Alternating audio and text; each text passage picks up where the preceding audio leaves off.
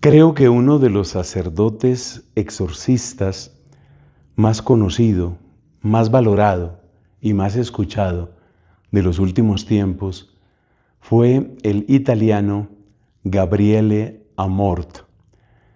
Fue exorcista de la diócesis de Roma, la diócesis del Papa, por supuesto con la autorización inmediata tanto del Papa Juan Pablo II como del Papa Benedicto.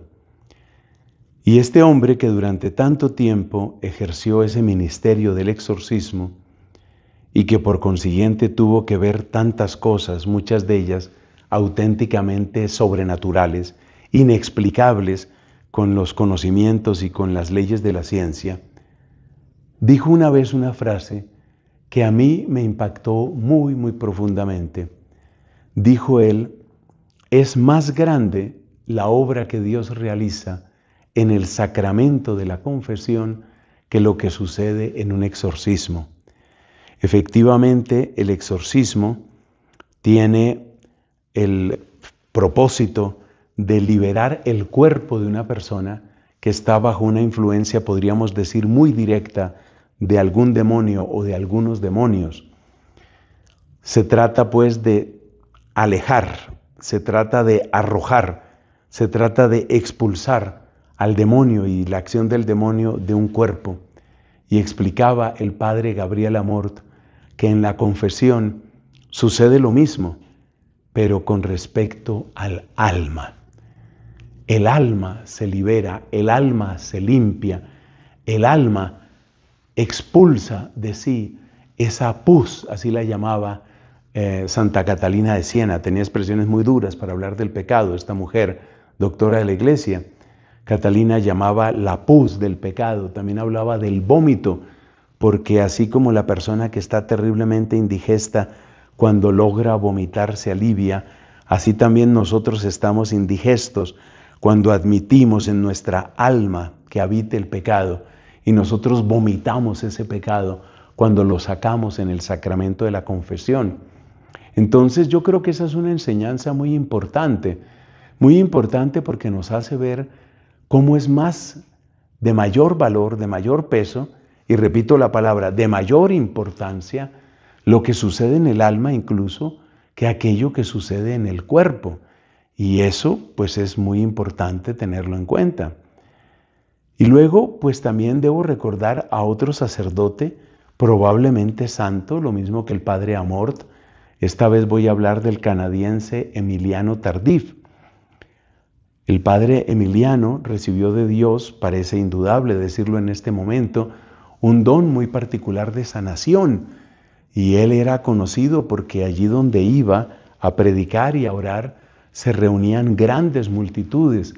Pocos días antes de su fallecimiento, yo tuve ocasión de concelebrar la Santa Misa y de estar en uno de estos momentos maravillosos de oración, donde sucedían tantos milagros de curación física. Estamos hablando sordos que llegaban a oír, estamos hablando de tumores que desaparecen, estamos hablando de paralíticos que se levantan ahí delante de los demás.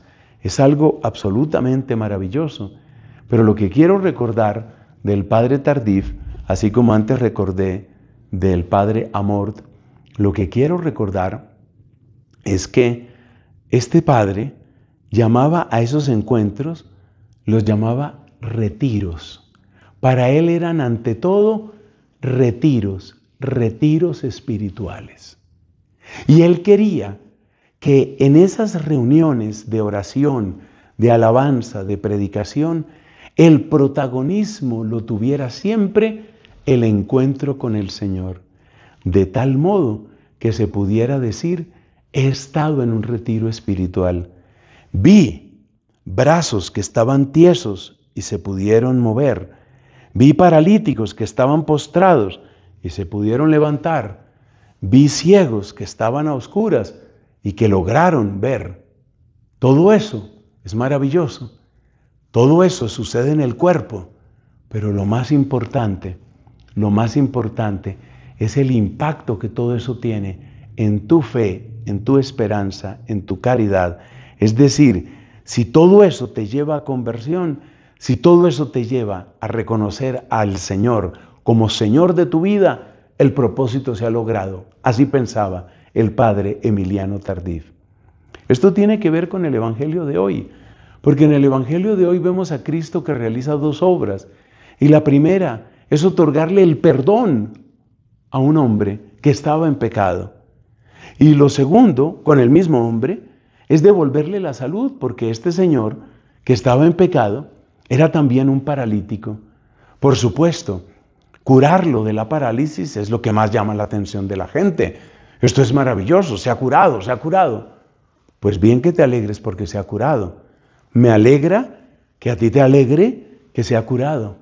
Pero no se te olvide, como nos han enseñado grandes maestros, como estos sacerdotes que he mencionado, no se te olvide que lo más importante está en aquello que Cristo realiza en lo profundo del corazón, y es lo que lleva precisamente al perdón, a la reconciliación con Dios. Maravilloso que haya milagros, maravilloso que haya curaciones, maravilloso que haya dones espectaculares. Muy bien, los milagros, bienvenidos. No somos antimilagros. Claro que no. Nos alegran los milagros. Pero nos alegra y nos alegra mucho más que haya conversiones. No se te olvide que Cristo dijo, hay fiesta en el cielo. ¿Por qué? Porque se levantaron paralíticos, porque vieron los ciegos, porque oyeron los sordos. Pues Cristo no dirigió esa frase en esa dirección. Cristo lo que dijo es, hay fiesta en el cielo porque un pecador se convirtió. Eso es lo que trae fiesta en el cielo. Pues démosle esa alegría al Señor y alegrémonos en su obra de gracia en nuestras vidas. Amén.